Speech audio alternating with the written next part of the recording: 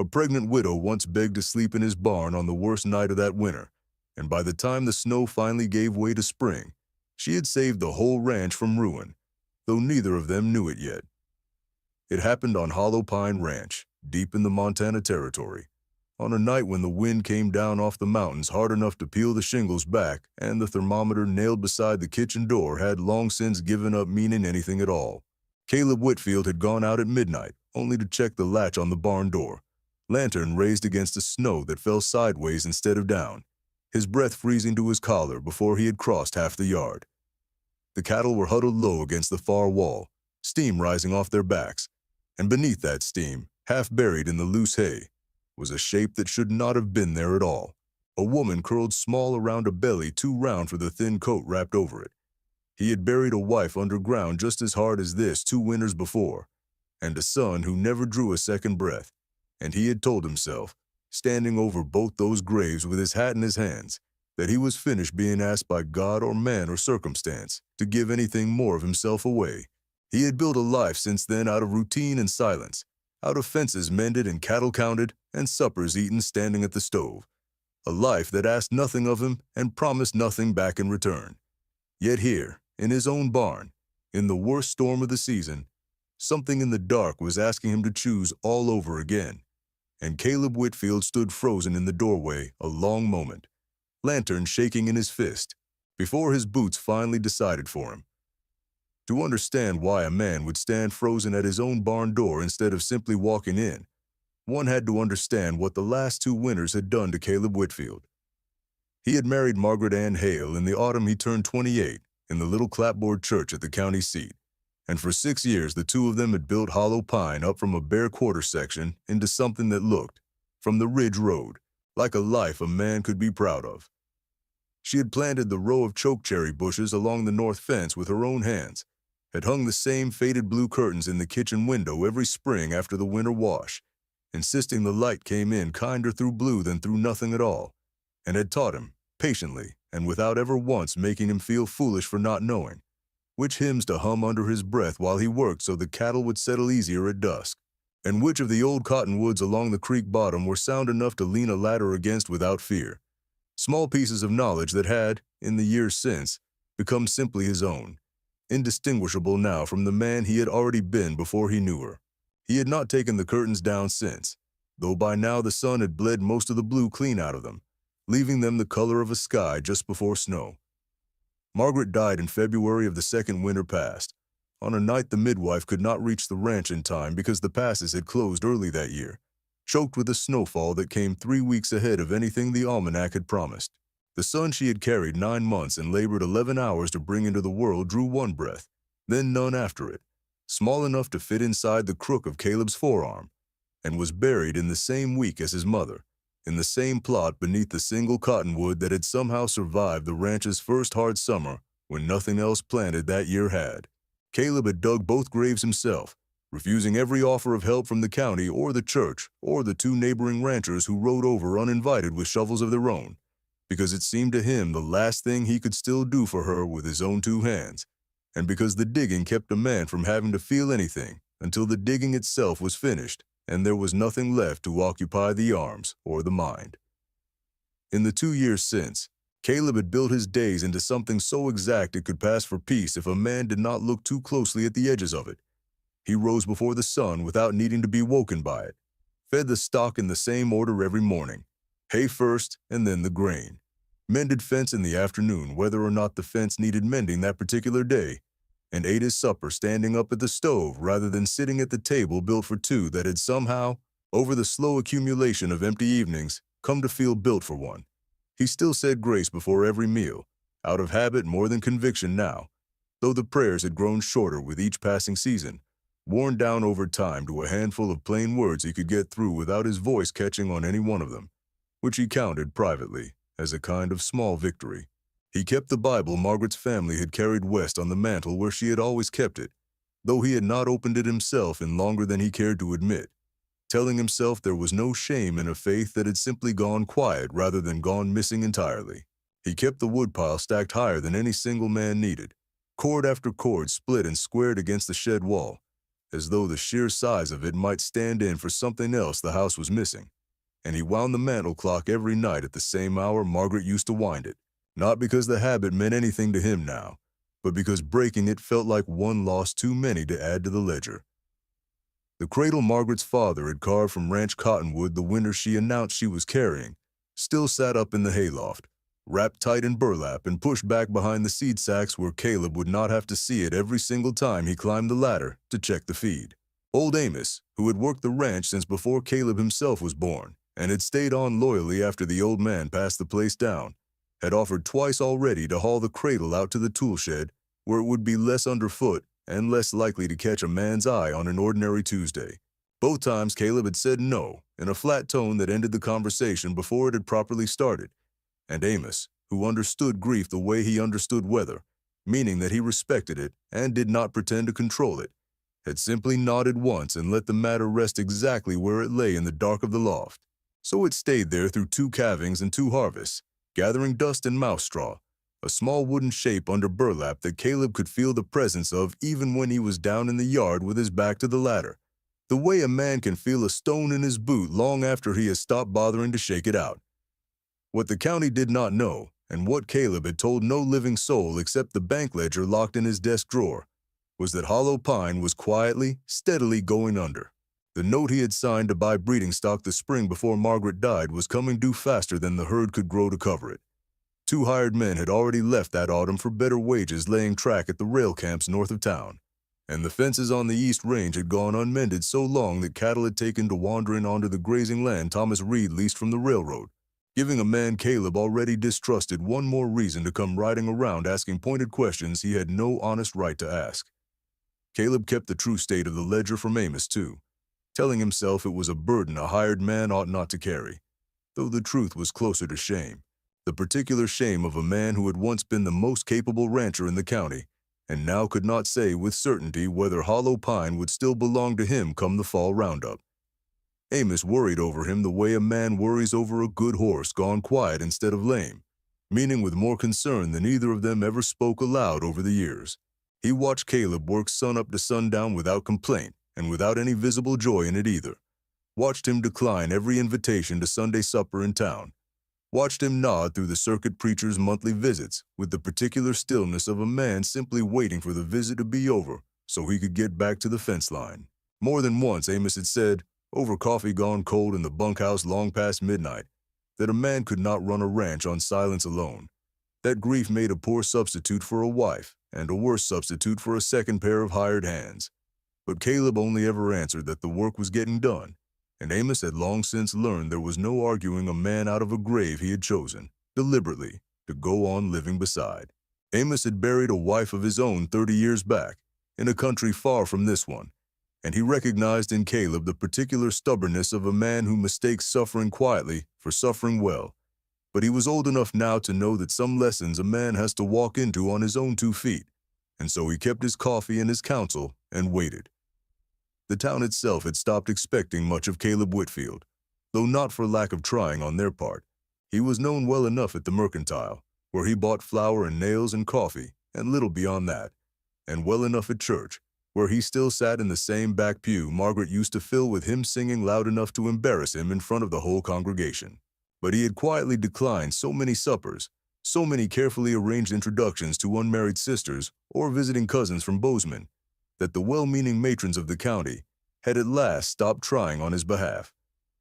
Caleb told himself this arrangement suited him fine, that a man could build a whole life out of work and weather and cattle counts and never once feel the lack of anything more, provided he did not stop moving long enough to test whether any of that was actually true. Even the preacher, a kind and patient circuit man named Reverend Holt who rode the county once a month regardless of weather,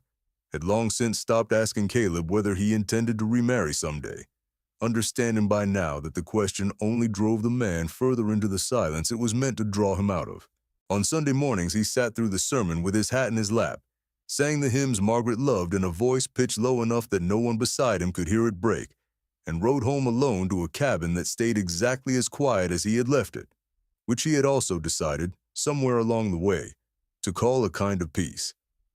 That particular evening had started like every other evening that whole hard winter, Caleb rode the fence line as the light went the color of an old bruise settling into a man's skin,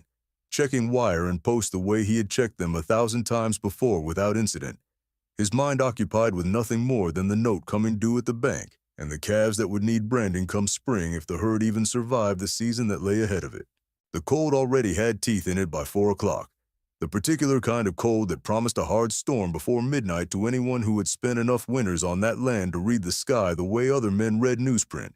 And he had turned his horse toward home, meaning only to get the stock settled and himself inside the cabin before the wind picked up in earnest and made a misery of the last mile. Overhead, the first stars were already lost behind a low ceiling of storm cloud rolling down from the divide, and somewhere off to the west, a coyote called once and was not answered, which Caleb, if he had been a man who still paid attention to such things, might have taken as a sign that the night ahead was not going to be an ordinary one. He had grown, these past 2 years, so accustomed to nights passing exactly like the one before it, that the very notion of an unusual night had become almost impossible for him to imagine, let alone prepare for,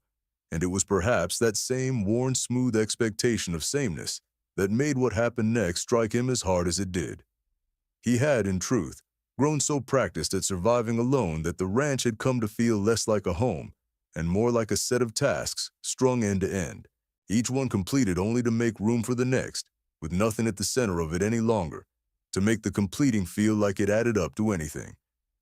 Margaret had always said, back when she still had reason to say such things, that a homestead without laughter in it eventually forgot what it was building toward, and Caleb, riding home through the gathering dark that particular evening, had no way yet of knowing how soon he would be forced to test whether she had been right. He had heard her voice less often in his memory as the months wore on, a fact that shamed him some nights more than the grief itself did, as though forgetting the exact timbre of it were its own small betrayal. And he wondered sometimes, in his more honest hours, whether a man could go on loving a ghost forever without eventually starving the living man still standing inside his boots. It was on that ride home, along the frozen ruts of the county road where it ran closest to the edge of his own land, that he first saw it, a shape moving slow and wrong against all that white. Too upright to be an animal wandered loose and too small and unsteady to be a man on horseback, staggering forward the particular way a body moves when it has decided to keep going, only because stopping has become, by that point, the more frightening of the two remaining options left to it. Caleb reined his horse in hard, squinting against the last gray light, telling himself it was likely nothing more than a stray heifer or a trick of the failing dusk, though something lower in his chest, something he had not felt move in 2 years, already suspected otherwise. He nudged the horse forward at a careful walk, one gloved hand tightening on the reins, and as the shape resolved itself against the last of the light into the unmistakable outline of a woman, swaying on her feet in the open cold with no wagon and no companion anywhere in sight, Caleb Whitfield felt the whole careful architecture of his quiet, ordered life begin, without his permission, to shift. She had been walking, by her own later reckoning, since well before noon, when the wagon she had paid the last of her coin to ride in turned back at the crossroads rather than risk the grade and weather that was already turning. Ruth Calloway had climbed down without complaint, settled the cedar box of her husband's carpentry tools against her hip, tucked her late father's Bible beneath her coat, where the cold could not warp its pages, and started walking the remaining distance on legs that had carried a child 7 months now and had not been asked to carry much else besides. She had told herself, mile after white mile, that Hollow Pine was the last ranch marked on the hand-drawn map the timber foreman's wife had pressed into her hand out of pity disguised as practicality, and that if this door did not open to her, there would be no map left to follow after it, and no more coin left in her purse to pay for one drawn fresh, so that Hollow Pine had become, whether or not the man who owned it yet knew it, the last door standing between her and a winter neither she nor the child she carried was likely to survive out in the open. Caleb sat his horse at a distance for a long moment before he moved, the old habit of caution running deeper in him than courtesy, watching the way she walked, upright even as her steps wandered, one gloved hand braced flat against the small of her back as though holding up more weight than the eye could account for. She was young, younger than he had first guessed from the shape of her against the dusk, with a face gone raw and wind-burned, but not broken. Not the face of a woman coming to beg so much as the face of a woman arriving somewhere she had decided grimly and in advance, that she had every right to be. When she finally saw him and his horse blocking the road ahead, she did not flinch and she did not run. She stopped, planted her feet the width of her shoulders in the snow, and waited for him to be the one who spoke first, which told him more about her, in that single unflinching moment, than any words yet spoken between them could have. He walked his horse forward slow, the way he would approach a spooked animal he did not want to startle further, and drew up a length away from her, close enough now to see the cracked skin at her knuckles where her gloves had worn through, and the particular grayness around her mouth that came from cold held too long without shelter. "Do you need help, ma'am?" he said, and his own voice sounded strange to him in the dark, rusted from disuse. She looked at him a long moment before answering, weighing something behind her eyes that he could not read, and when she spoke, her voice came out steadier than her legs looked capable of holding her upright. "I need a dry place out of this wind for one night," she said. "I am not asking for anything I don't intend to earn back." A gust came down off the ridge just then, hard enough to carry ice crystals with it, and staggered her half a step sideways, one hand flying out to catch the fence post nearest her, and Caleb saw, in the brief unguarded second before she righted herself, the flash of pain crossing her face that had nothing to do with cold at all, a pain she folded away again almost before he was certain he had seen it. He understood then, all at once, and too late to unknow it, exactly how far along she was, and exactly how little margin remained in a night like this one for a woman in her condition to be caught outdoors. "Amos," he called toward the bunkhouse without turning his head, and the older man appeared in the lit doorway within moments, took one look at the scene in the yard, and came at a half-run despite his bad knee. The two men did not speak over her as though she were a problem to be solved between them, which she noted, even in her exhaustion, and would remember later as the first small mercy of that night. Amos took the cedar box from her without being asked and without comment on its weight or its strangeness, and Caleb offered his arm, which she considered for the length of a single breath before accepting it. Not out of weakness surrendered, but out of practicality chosen. The same calculation she had been making all afternoon about which battles were worth the fighting and which were not. Amos, watching from a few steps back, would say later that he had never in his life seen a woman accept help with less apology in her bearing, and that it had struck him, even in that first strange moment, as a kind of quiet courage he did not often see in men twice her size and half her burden. They walked her toward the barn rather than the house, and she did not protest the destination, understanding without needing it, explained that a strange woman appearing pregnant and alone at a widower's door in the dead of night would not be welcome straight across his threshold, whatever kindness the man might privately be willing to extend. Inside, the warmth of animal bodies and old hay struck her like a physical thing after so many hours in the open cold, and she sank onto the bench Amos dragged over with a sound that was not quite relief and not quite pain, somewhere honest in between the two, her breath finally slowing for the first time since she had left the crossroads that morning. Caleb stood over her a moment, lantern still in hand, studying the set of her jaw as she caught her breath, and found himself, against every intention he had carried into that barn, wanting to know the rest of it, the whole of how a woman came to be alone on a county road in her condition in the worst storm of the season. Ruth looked up at him then, met his eyes without apology, weighing one last time whatever calculation had carried her the whole 11 miles to his gate, and opened her mouth to answer a question he had not yet asked out loud. "I am not asking you to take me in," Ruth said, her voice steady though her hands were not. "I am asking to sleep in your barn tonight, out of this wind, and to work for that shelter starting tomorrow, if my hands are still fit to hold a hoe by morning. That is the whole of what I came here to ask, and I will not ask it twice." Caleb said nothing for a long moment, the lantern hissing low between them while a horse shifted its weight against the stall boards behind him. "You're in no condition to work," he said finally, and she answered without a beat of hesitation that she was in the condition she was in, and it had never once stopped her from earning her keep before, and she did not intend to let it start now. Her husband, she told him plainly, without asking for pity in the telling, had died 3 months back, felling timber for a logging outfit out past Bozeman that still owed him 3 months of unpaid wages when the tree came down wrong across his back. She had waited as long as her landlord would allow for the company to make good on that debt, then longer still out of stubbornness, until the county assessor came around to post the cabin for auction and left her exactly two choices standing in the doorway: the poorhouse or the open road. She had chosen the road, she said, because a woman carrying a child owed that child more than a poorhouse cot could ever offer it. Whatever else she could no longer promise. She had left with what she could carry: the cedar box, the family Bible, 2 changes of clothes, and a hand-drawn map of every ranch between the county seat and the mountains, crossing off each one as she was turned away or found the distance too far to risk on foot, until only Hollow Pine remained unmarked. Caleb studied her a long moment in the lantern light, weighing what he knew of the world against what stood shivering in front of him. A woman too proud to beg and too far along to be turned back out into that wind with any conscience left intact by morning. The barn only, he said at last.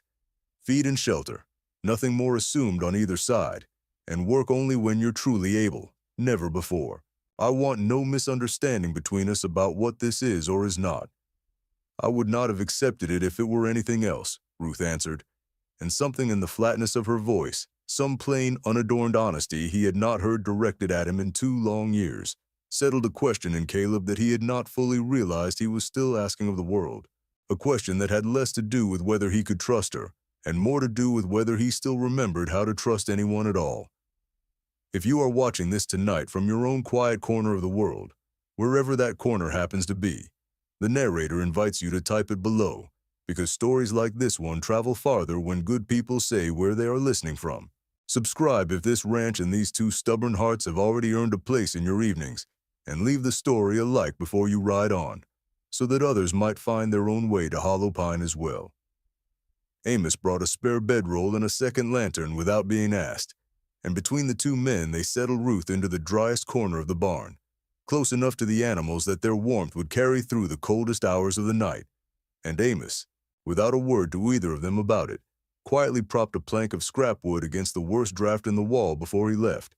the kind of small, unremarked kindness that told Ruth, better than any speech could have, what sort of household she had stumbled into. She thanked them both with a plainness that asked for no more courtesy than had already been freely given, and lay down at last with one hand resting over the curve of her belly, the cedar box and the worn family Bible tucked close beside her in the straw. Caleb stood in the doorway a while longer than the task strictly required, watching the rise and fall of her breathing settle slowly into something like rest,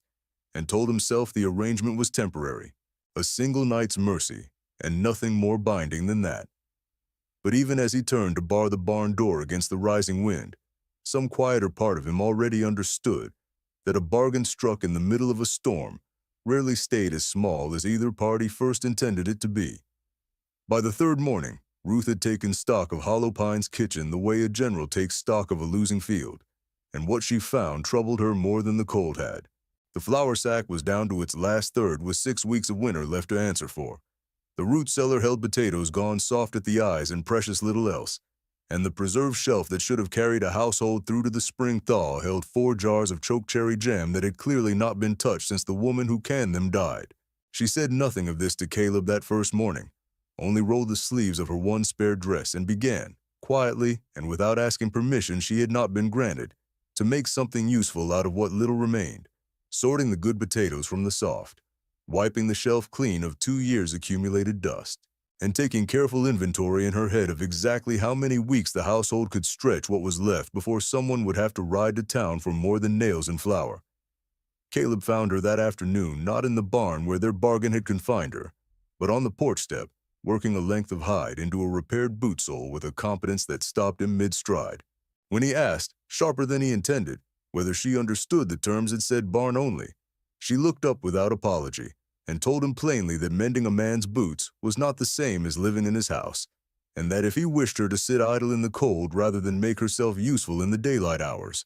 he was welcome to say so directly, instead of standing there working it out in his head. He had no answer for that,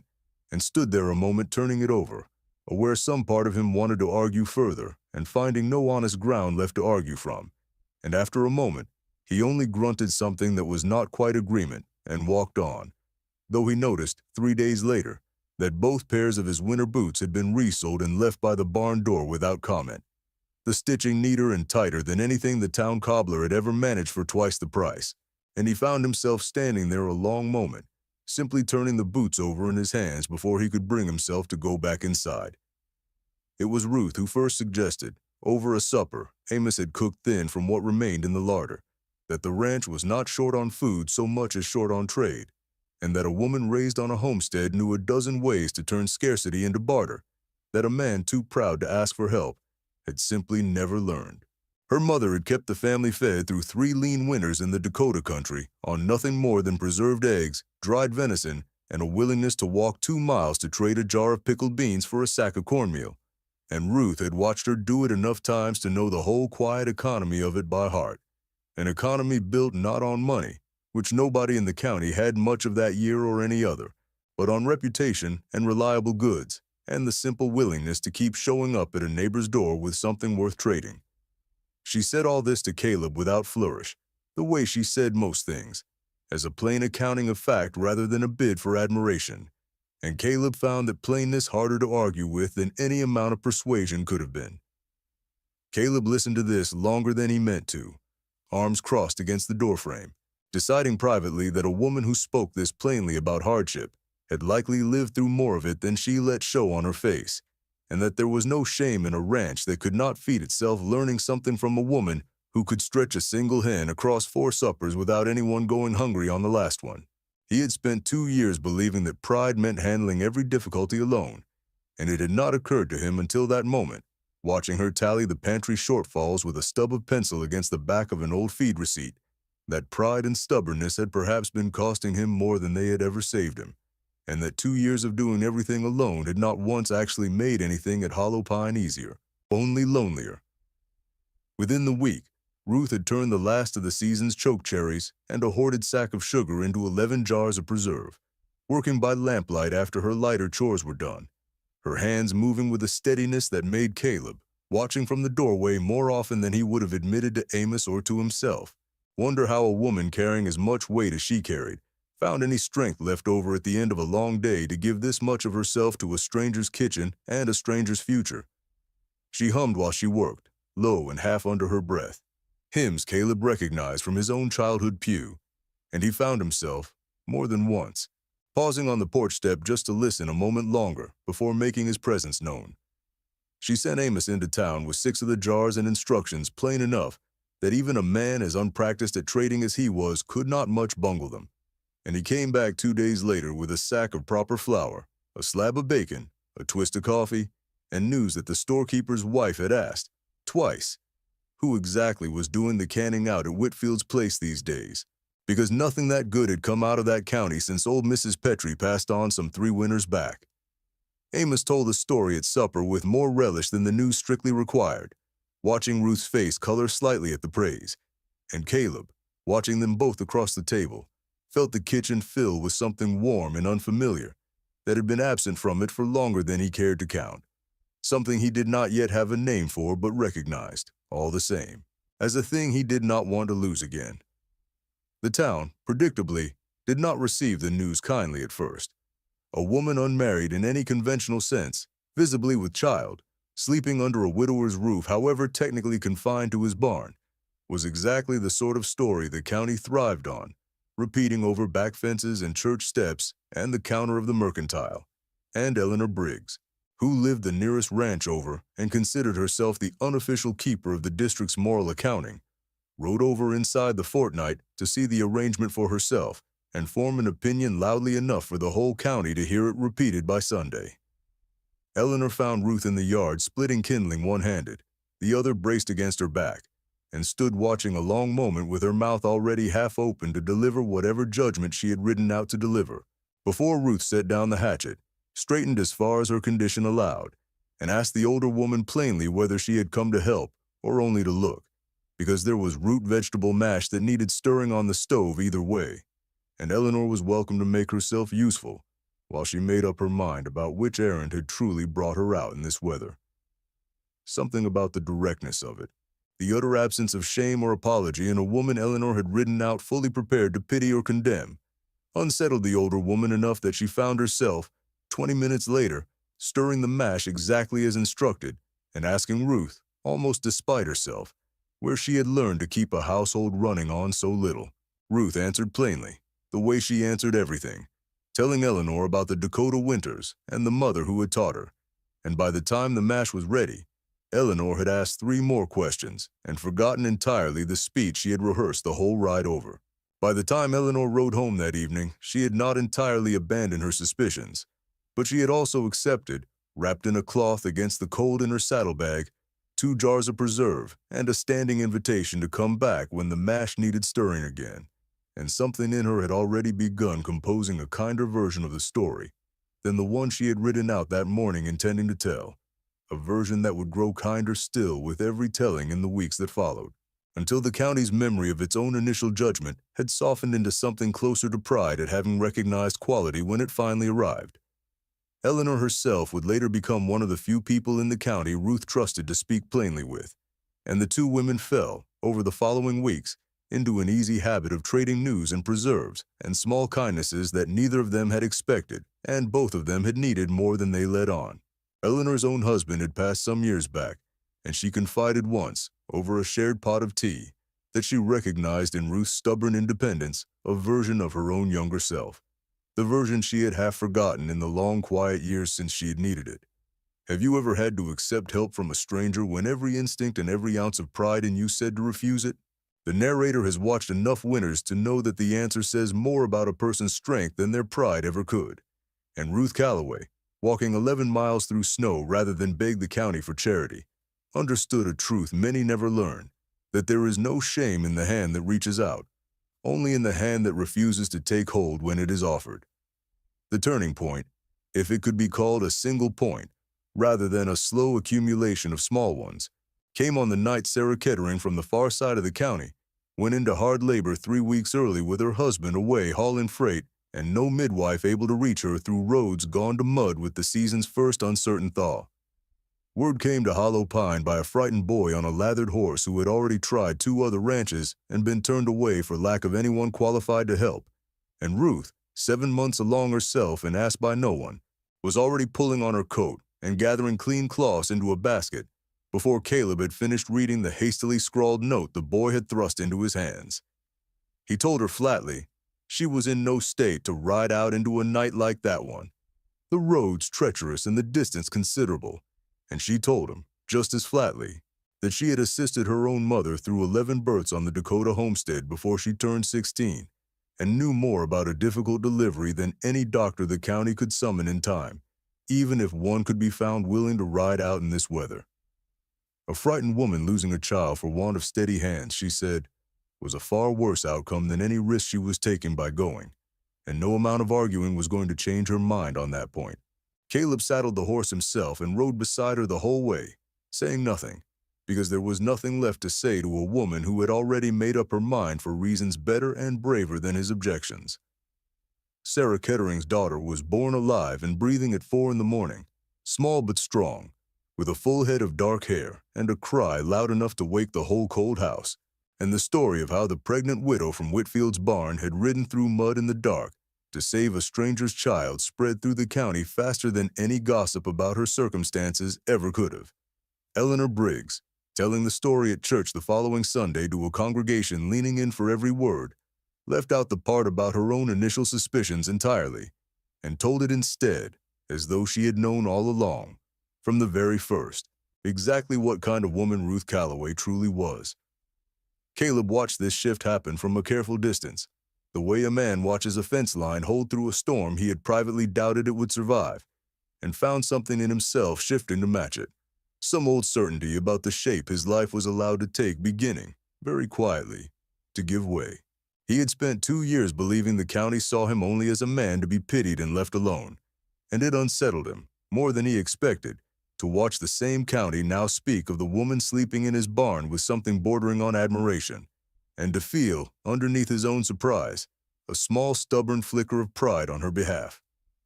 The following week, without either of them quite deciding it aloud or discussing it as any sort of formal change to the terms first agreed in the barn, Ruth began taking her evening meal at the kitchen table rather than carrying a plate out to the cold, and Caleb found he did not mind it nearly so much as the man he had been 2 winters back would have insisted he ought to. Amos, watching the two of them eat in a silence that had somehow stopped being uncomfortable and started being companionable instead, took to finding reasons to linger over his own supper a little longer than strictly necessary, content just to sit in the glow of something he had not seen under that roof in 2 long years and had privately feared he might never see there again. It was Ruth who first noticed the state of the cradle when Caleb, thinking her asleep by the fire one evening, finally climbed the loft ladder and brought the burlap-wrapped shape down himself, setting it in the corner of the front room without a word of explanation and without meeting her eyes as he did it. She said nothing about it either, understanding that some doors a man has to open on his own timing, and only reached out, once he had gone back outside to the cold, to rest her hand briefly against the smooth cottonwood curve of it, before returning to her mending, understanding without being told that she had just watched a man take the first real step out of a grave he had spent 2 years standing beside. There were harder nights, too, nights when the child inside her kicked so fiercely she could not sleep, and nights when the grief of her own husband's death caught up with her unannounced in the middle of an ordinary chore. And on one such evening, Caleb found her sitting on the porch step in weather too cold for sitting, tears frozen half dry on her face, and instead of asking what was wrong,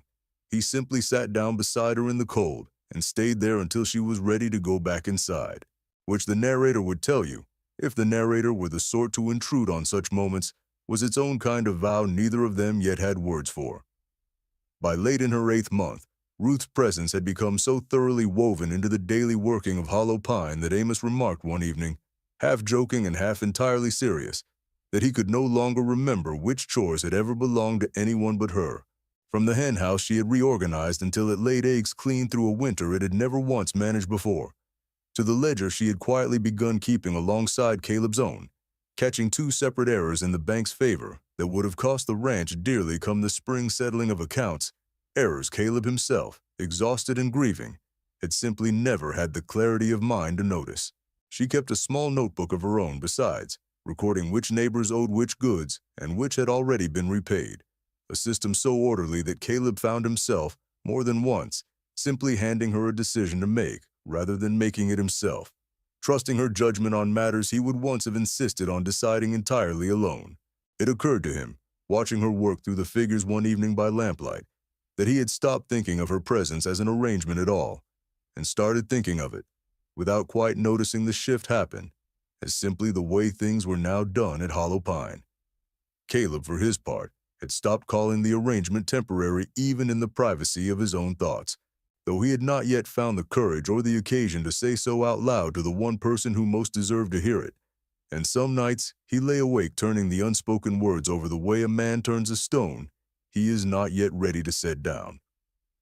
There was an evening in late February when the windmill's gearing ceased entirely, iced solid overnight, and Caleb spent the better part of a freezing morning up the ladder with numb fingers trying to free it, while the water trough below ran perilously low for stock that could not wait much longer to drink. Ruth stood at the base of the tower calling instructions up to him about the particular way her father used to free a seized gear with heated oil rather than brute force, knowledge Caleb had no cause to doubt once he tried it and watched the mechanism groan back to life within the quarter hour. And he came down the ladder afterward looking at her with something that was not quite surprise anymore, only a steady growing respect he had stopped bothering to hide. Amos took to calling her the foreman behind her back, fondly and not so quietly that she never heard it, and one evening at supper, he raised his coffee cup in her direction and declared, with the particular solemnity of an old man who did not offer compliments lightly, that Hollow Pine had not run this smoothly since the year the old man himself had passed it down to Caleb, and that whatever the arrangement was officially called, everyone at that table already knew what it had become in practice. Ruth laughed at that, a real laugh, the first Caleb could remember hearing out of her, and the sound of it lingered in the kitchen long after the meal was cleared away. In March, with her time drawing close enough that even Ruth no longer argued about resting more, she spent her afternoons by the hearth teaching herself, from a battered book of scripture and a child's primer Amos had produced from some forgotten trunk, to write out the names she was considering for the baby in a careful, looping hand, testing each one aloud in the quiet room to see how it sat in the air. Caleb, mending harness nearby, found himself listening for names he liked without meaning to, and once, when she read one aloud that had belonged to his own grandmother, He had to look away toward the fire for a moment before he trusted his voice enough to speak again. She noticed, of course, the way she noticed most things about him by then, but said only that it was a fine, strong name and went back to her writing, allowing him the dignity of his silence the same way he had once allowed her the dignity of hers on that first night in the barn. There was a night in early April when a late blizzard rolled down off the divide without warning, dropping the temperature 30 degrees inside 2 hours and catching half the newborn calves out on the open range before anyone could move them under cover. Caleb and Amos rode out into the driving snow to bring in what stock they could find, and Ruth, too near her time by then to ride, stayed behind stoking the hearth fire high and boiling water for the 2 chilled, half-frozen calves the men finally carried in through the kitchen door near midnight, rubbing life back into small shivering bodies on quilts spread across the floor because the barn itself had grown too cold to trust, refusing every suggestion from either man that she sit down and rest until the last of the shivering had finally stopped for good. By dawn, both calves stood wobbling but alive, and Caleb, collapsing into a chair with his hands finally still, looked across the kitchen at Ruth asleep upright in her chair, with one hand still resting on the nearest calf's flank,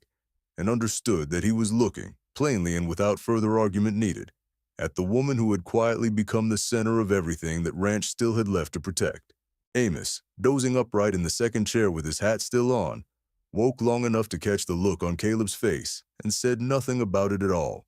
only smiled to himself in the dim firelight and let his eyes fall closed again, satisfied that whatever needed saying between the two of them would find its own way out eventually, in its own good time. Spring announced itself the way it always did in that country, grudgingly, with mud before flowers and false thaws that froze hard again overnight and fooled no one who had lived through enough of them. But by the second week of it, the fences stood mended clear around the East Range. The herd had come through the winter thinner, but alive and calving steadily, and the debt that had haunted Caleb's ledger for 2 long years showed, for the first time since Margaret's death, a real and calculable path toward being paid in full by autumn, provided nothing further went wrong between now and then.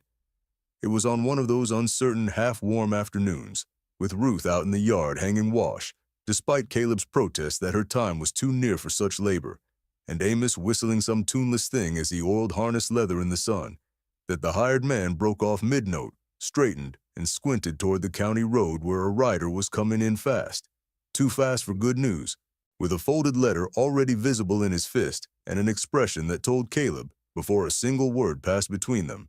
that the season's brief and hard-won peace was about to come to an end. The letter was from Thomas Reed, Margaret's older brother, a man who had left the ranching life behind 15 years earlier for a banking office in Helena, and had returned to the county exactly twice since, both times to remind Caleb, in tones dressed up as concern, that a widower alone on a struggling homestead was a poor steward of land that ought by rights to have been sold off the moment his sister died. The letter announced, with no pretense of warmth, that Reed would be arriving within the week to discuss the note he had personally arranged 2 winters past, the very note Caleb had spent all winter working to outpace, and that he expected the full matter, principal and accumulated interest both, settled to his satisfaction before he left, adding a closing line about Christian duty and family obligation that Caleb read 3 times over trying to find any warmth in it and finding none. Amos, reading the letter a second time over Caleb's shoulder, said only that a man who signed his threats with Scripture was a man worth watching closely.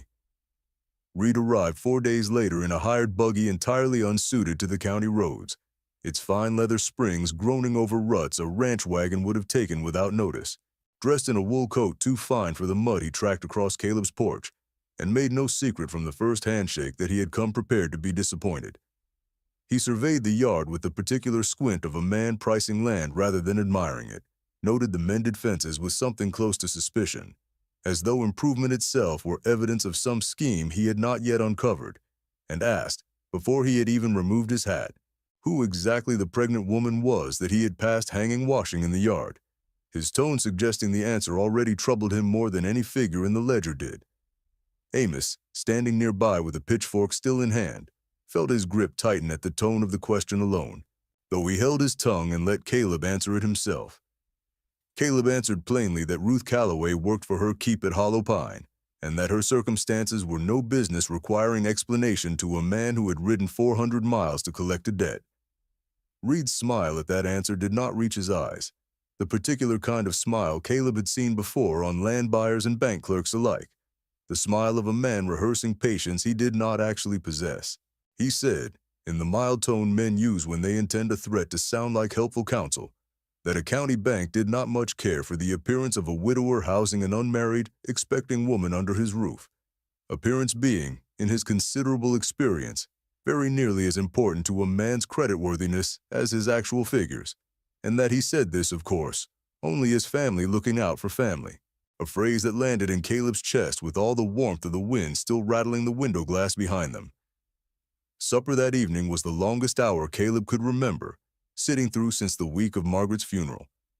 Reed asked Ruth pointed questions about her late husband, her situation, her intentions, phrased with just enough surface politeness that only Ruth and Caleb, and Amos watching from the end of the table with his jaw set hard, understood exactly what was being implied beneath the words. Ruth answered every question directly, without flinching and without offering Reed the satisfaction of seeing her rattled,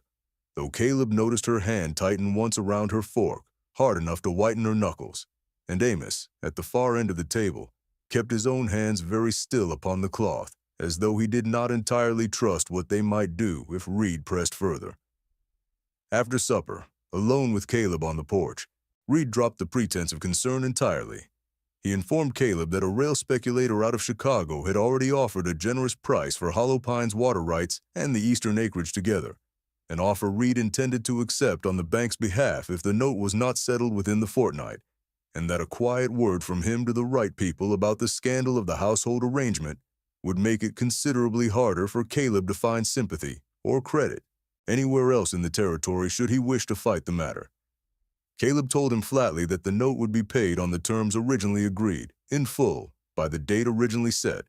and that Reed's opinion of who lived under his roof was worth exactly nothing to him. Reed only smiled again, folded his gloves with deliberate slowness, and said he looked forward to seeing whether pride would pay a debt that arithmetic so far had not. Would you have trusted a man like Thomas Reed, arriving with soft words and a hard offer in the same breath, or would some old instinct in you have known, the way Ruth Calloway seemed to know from the very first handshake, exactly what kind of man he truly was underneath the wool coat and the banker's courtesy? The narrator has seen enough of these men come through enough ranches to say plainly that the ones who dress their threats as favors are always, without exception, the ones a person should trust the least. Reed left that first evening without staying the night, refusing Caleb's stiffly offered hospitality in favor of the hotel in town, and both men understood, shaking hands on the porch with none of the warmth the gesture usually implied, that nothing had truly been settled between them yet, only postponed. News of Reed's visit spread through the county within days, as such news always did, and Eleanor Briggs, who had grown genuinely fond of Ruth by then, came riding over white-faced to report that Reed had already begun quietly speaking to the bank's other note holders about the household arrangement at Hollow Pine, testing whether the county's sympathy might be turned against Caleb if the debt came to a public reckoning. Ruth heard this news standing at the stove, one hand instinctively going to her belly, and said nothing for a long moment before telling Caleb, in a voice gone very quiet, that she would leave if her presence was going to cost him the ranch, that she had not walked 11 miles through snow to be the reason a man lost everything he had left. Caleb turned to her then with something fierce and unfamiliar moving behind his eyes, and told her, in a tone that allowed no argument, that she was not going anywhere, that Hollow Pine would stand or fall on its own honest merits, and not on Thomas Reed's cruelty, and that he would sooner lose every acre of it than let a man like Reed decide who belonged under his roof. Reed's final letter arrived 3 days later, shorter and colder than the first, giving Caleb until the coming full moon, not 10 days off, to either pay the note in full, principal and every cent of accrued interest calculated to the day, or sign the eastern acreage and water rights over to the rail speculator's agent, and adding, almost as an afterthought at the bottom of the page, that he would be bringing the county sheriff along when he came to collect one answer or the other, so that there could be no further delay in the matter. Caleb read the letter twice in the lamplight, then a third time by the dying fire long after Ruth had gone to bed, and understood, with a cold certainty that settled into his chest like the first hard frost of the season, that everything they had built together that winter was now standing on the edge of a knife with only days left to decide which way it would fall. He sat alone in the dark a long while after that, the letter folded in his hands, turning over every figure in the ledger a second and third time, searching for some path through the arithmetic that did not require choosing between the land his grandfather had claimed and the family that had, against every intention he had carried into that barn months before, quietly become the only thing left worth fighting for. Reed came on the day of the full moon exactly as promised, the sheriff riding beside him, both men reining up in the yard as though the outcome were already settled in their favor, and the whole ranch seemed to hold its breath around the two riders and the paper Reed carried folded in his coat. Caleb met them at the gate with the ledger in his hand instead of a weapon, Ruth standing on the porch behind him with Amos steady at her side, and though his hand held nothing but paper, his voice carried the same weight a rifle might have. "The note will be paid," he said, "principal and interest, on the date first agreed. I have the funds from calving season sales and a signed agreement from the Kettering family and 4 other ranches for preserved goods and midwifery owed forward through summer. Every dollar accounted for." Reed's smile faltered for the first time since he had arrived in the county. He said the arrangement was irregular, that a debt owed a bank was not settled with jars of preserve and favors traded among neighbors. The sheriff, reading the figures over Caleb's shoulder, said plainly that the math added up sound and legal, and that he saw no cause to force a signature on land a man was actively paying to keep. It was then, in the sudden quiet of Reed's defeat, with the sheriff already tucking the ledger figures away as settled, that Ruth cried out from the porch behind them, one hand gripping the rail hard, her face gone white as the moon itself overhead.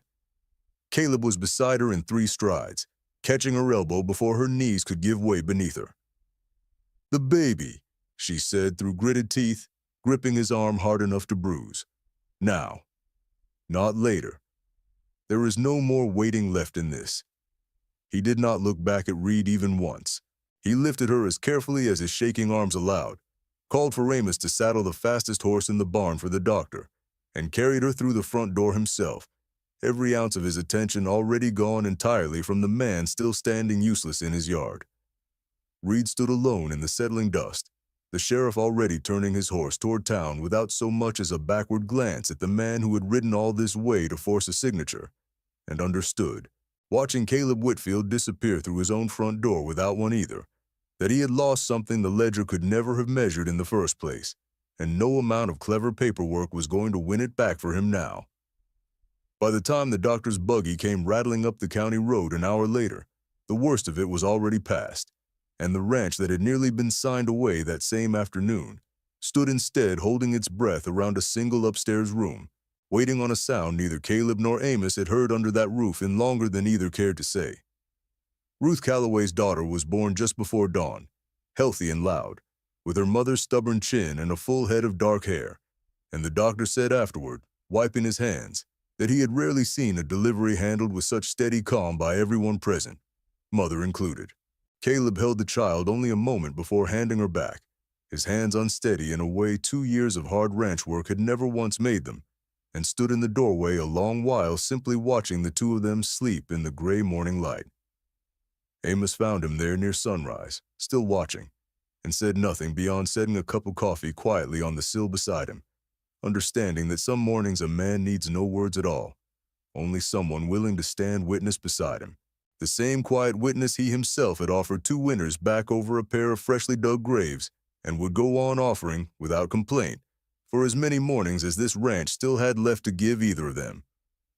Thomas Reed did not return to Hollow Pine that spring, or any spring after. Word came through the county that he had sold his interest in the note to a bank in Bozeman and gone back east entirely, quietly, without the fanfare his arrival had carried,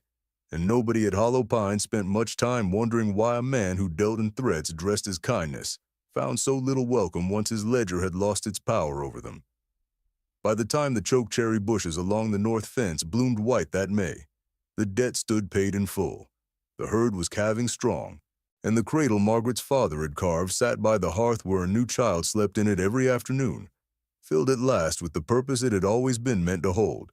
and Caleb had come, in his own quiet way, to understand that honoring a grief did not mean guarding it forever against the possibility of joy. Eleanor Briggs rode over most Sundays now with no excuse needed beyond wanting to hold the baby, and Amos had taken to whittling small wooden toys in the evenings, setting each one on the mantel beside the Bible as though the house itself had decided, all on its own, to start collecting evidence of a future. Caleb asked Ruth to marry him on an ordinary Tuesday, over supper, without flowers or rehearsed words, the same plain manner he had used the night he first agreed to let her sleep in his barn,